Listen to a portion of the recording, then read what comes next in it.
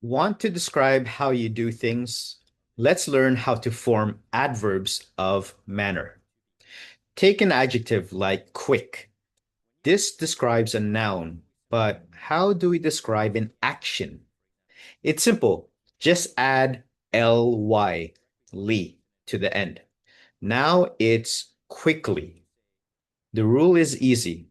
Adjective plus ly equals an adverb of manner. So if you run fast, you run quickly. See how it describes the action? What about words ending in y, like happy? Change the y to an I, then add ly. So ILY. For example, happily. It's as simple as that. Try it yourself. Take a word, follow the rule, and write it down. Remember, slowly, easily, quietly. You're building your vocabulary already.